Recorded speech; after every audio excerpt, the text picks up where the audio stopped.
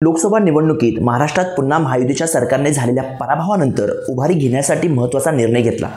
लाडकी बहीण योजना विधिमंडळाच्या पावसाळी अधिवेशनात मुख्यमंत्री एकनाथ शिंदे यांनी लागू केली। दरमहा महिलांना 1500 रुपये देण्याचा निर्णय या योजनेच्या माध्यमातून महायुतीच्या सरकारने घेतला। विशेष म्हणजे महायुतीसाठी ही योजना इतकी प्रभावी ठरली की महायुतीला महाराष्ट्र विधानसभा निवडणुकीत घवघवीत यश मिळाले। मात्र आता महिलांना 2100 रुपयाची प्रतीक्षा आहे, कारण दरमहा महिलांना 2100 रुपये देण्याची घोषणा महायुतीचे सरकार पुन्हा राज्यात आल्यास करण्यात आली होती। परंतु आता हेच सरकार काही निकषांच्या आधारे 2100 रुपये देताना पडताळणी करणार असून त्यानंतरच महिलांच्या खात्यात पैसे जमा करणार आहे।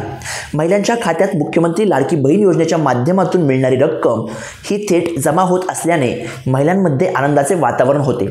ही योजना महायुतीसाठी महाराष्ट्रातील विधानसभा निवडणुकीत टर्निंग पॉईंट ठरली। या योजनेमुळे महायुतीला लोकसभेला पाठ फिरवलेल्या जनतेने पुन्हा सत्तेच्या बाकावर बसवले। पण अद्याप राज्यात सरकार स्थापन झाले नाही, तसेच महिलांनाही 2100 रुपये खात्यात कधी जमा होणार, म्हणजेच महायुती सरकारने निवडणुकीपूर्वी सुरू केलेल्या योजनेतील 6व्या हप्त्याची महिलांना प्रतीक्षा लागून राहिली आहे। योजनेबाबत राजकीय वर्तुळासह सर्वसामान्यांमध्ये चर्चा देखील यात सुरू आहे। दरम्यान मतदान 20 नोव्हेंबर रोजी झाले असून मतदानाचा निकाल 23 नोव्हेंबर रोजी जाहीर झाला। निकालानुसार जनतेने कौल महायुतीच्या बाजूने दिला असून भाजप राज्यात मोठा पक्ष ठरला आहे। त्यामुळे सत्ता स्थापनेसाठी मार्ग महायुतीचा सुकर झाला आहे। महायुतीचा शपथविधी 5 डिसेंबर रोजी पार पडणार आहे। मात्र मुख्यमंत्र्यांची शपथ कोण घेणार हे अद्याप निश्चित झालेले नाही।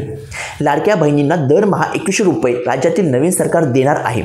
तत्पूर्वी आता या योजनेतील प्रत्येक निकषाची पडताळणी होणार आहे। त्यानंतर निकषानुसार पात्र ठरणाऱ्या लाडक्या बहिणींना राज्याचा अर्थसंकल्प सादर झाल्यावर 1 एप्रिलपासून दरमहा 1500 ऐवजी 2100 रुपये दिले जाणार असल्याचे बोलले जात आहे। तर पाहूया नेमक्या कोणत्या निकषांची आता पडताळणी होणार आहे। तर यापैकी काही निकष आपण या ठिकाणी पाहूया। पहिलं म्हणजे योजनेतील अर्ज केलेल्या महिलांचे पती आयकर भरतात का, म्हणजे इन्कम टॅक्स भरतात का। त्यानंतर लाभार्थी लाडक्या बहिणीच्या कुटुंबाकडे 4 चाकी वाहन आहे का।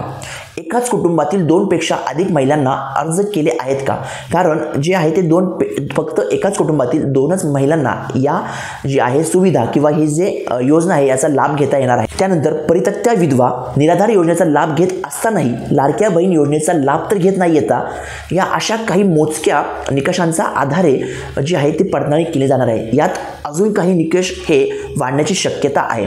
त्यामुळे वर सांगितलेल्या निकषामध्ये तुम्ही जर बसत आहात का नाही हे तुम्ही नक्की तपासून पहा, नाहीतर असं होईल की तुम्ही निकष पाहिले नसतील आणि कदाचित तुमचे जे आहे पैसे बंद होण्याची शक्यता आहे। कारण दरम्यान या योजनेसाठी राज्य सरकारकडून 35,000 कोटीची तरतूद करण्यात आली आहे। आतापर्यंत 2 कोटीपेक्षा जास्त महिलांनी या योजनेचा लाभ घेतलेला आहे। त्यामुळे पुढचा हप्ता महिलांच्या खात्यात केव्हा जमा होतो हे पाहणं मात्र आता उत्सुकतेचं ठरलेलं आहे। तर हा व्हिडिओ जर तुम्हाला तुमच्या कामाचा वाटला किंवा महत्त्वाचा वाटला तर हा तुमच्या ज्या इतर लोकांसोबत नक्की शेअर करा आणि चॅनलला अशाच नवीन व्हिडिओ पाहण्यासाठी सबस्क्राईब करा आणि बेल आयकॉनला क्लिक करायला विसरू नका।